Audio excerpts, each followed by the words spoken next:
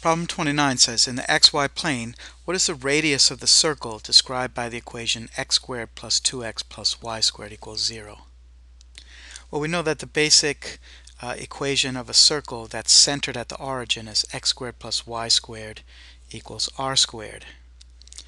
And when that circle is moved, the center of that circle is moved off of the origin, then it would be x minus h quantity squared plus y minus k quantity squared is equal to r squared, where hk would be the center. So in the first example, x squared plus y squared equals r squared, we have a circle centered at the origin with a radius r. In the second equation, x minus h quantity squared plus y minus k quantity squared is equal to r squared. We have a circle centered at the coordinates h comma k with a radius r. Now we don't really have either of those there, but we're going to use these are in completed square form. Both the x minus h quantity squared and the y minus k quantity squared are both perfect square trinomials. And we can look at the original equation that we have, and if you can see, I have x squared plus 2x. If you had a y squared and some constant times y, you'd have another term. And what we're going to do with those is we're going to complete the square on each of those. Now the y squared doesn't have any other terms, so that's just going to be what it is. But for the x squared, we're going to complete the square around the term, around the expression x squared plus 2x. So we start off with x squared plus 2x plus something. In parentheses plus y squared equals 0.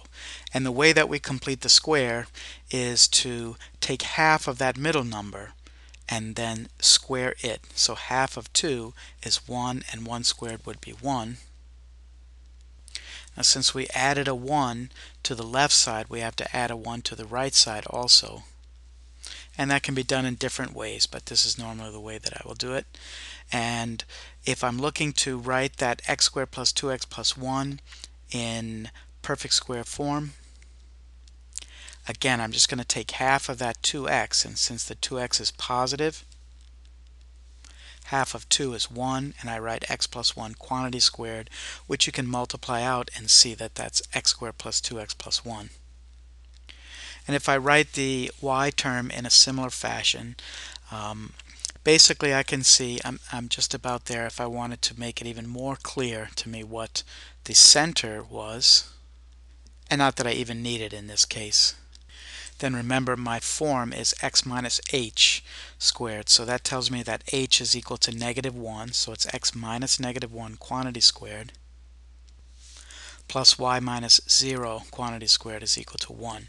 So this tells me then that my center is at -1, 0, and my radius is 1. Would be the square root of whatever that number is, and the square root of 1 is still 1.